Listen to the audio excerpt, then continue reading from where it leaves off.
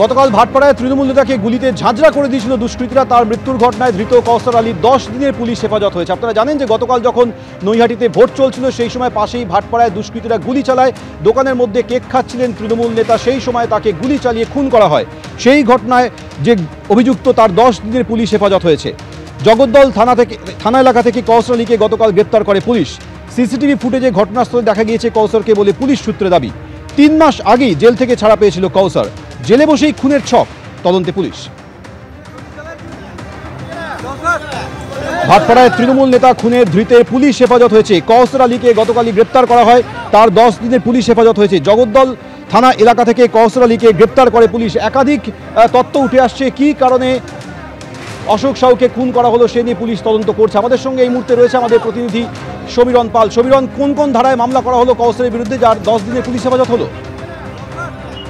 দেখো, তার বিরুদ্ধে খুন, অস্ত্র আইন এবং বিস্ফোরক এই আইন অর্থাৎ একাধিক ধারায় মামলা করা হয়েছে। শুধু তাই না, এবং তাকে নিজেদের হেফাজতের চেয়ে আবেদন জানিয়েছিল জগদ্দল থানা পুলিশ।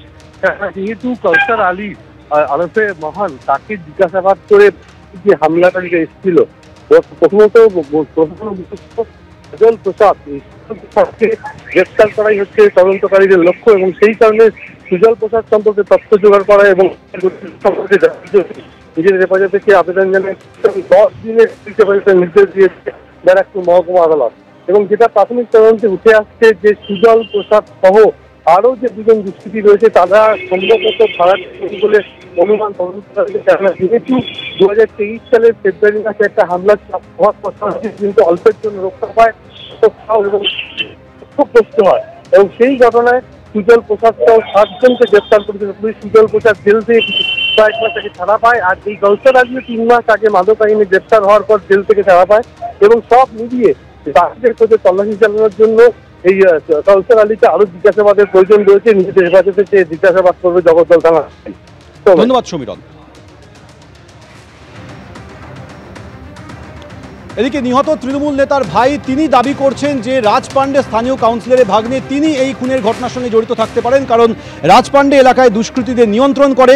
এই সব সমাজ বিরোধীদের বিরুদ্ধে প্রতিবাদ করত দাদা, তাই ওদের চক্ষুশূল হয়ে গিয়েছিল অশোক সাউ। দাবি মৃত নেতার ভাইয়ের। आकाश उस समय ना बंदूक लेकर के, बम लेकर के लूटने आया था। दुकान लूटने आया था। मेरे भैया का भी दुकान लूटने गया, तो ये सब पूरे इलाका के लोग उठ गए, आकाश को पकड़ लिए। पकड़ने के बाद ये मॉब लिंचिंग में क्या हुआ, उसको हार्ट अटैक आ गया आकाश को संग। अब ये हार्ट अटैक आ गया तो एक टारगेट था कि अशोक साहु सोशल वर्कर है, अपना इलाका में कोई गलत काम होने नहीं देता था, न किसी को लूटने देता था, ना हुकिंग का काम होने देता था, कोई नहीं होने देता था गलत काम। अब ये क्या किया कि उसको टारगेट किया कि इसको हटाऊंगा तो मैं अपना गुंडे यहाँ पे चला पाऊंगा।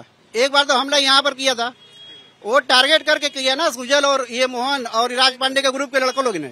राज पांडे के ग्रुप के सभी लड़के, वो मुखिया, एक बोला जाता है ना कि सभी को पोस्ट करके रखा है, वो सभी को पोस्ट करके रखा है। राज पांडे का भूमिका है उसका, वो क्या होता है सभी गुंडों को अपने पास बुला करके मीटिंग करके कहाँ क्या करना है वो ठीक करता है। उसका यही काम है, शराब बेचना, जुआ खिलवाना, गांजा बेचना, हीरोइन बेचना, यही सब काम है राज पांडे का। उसको पूरा इलाका मिल नहीं रहा है। काउंसलर का भगीना है, मनोज पांडे का भगीना है, वो उसी के आड़ में तो वो गलत काम कर रहा है। काउंसलर होने के कारण थाना से उसको सपोर्ट मिल जा रहा है कि नेता है भाई, नेता आकर के बोल दे रहा है कि ये मेरा भगीना है, इसको कुछ नहीं करना है। वो कल यहाँ पर मैंने सुना कि गोली मारने के बाद बोला है कि और भी 2-4 लोगों को मारना है मुझे। जो आएगा बीच में बोलने के लिए, अशोक साहु के साथ में जो रहता है उसको मारेंगे हम।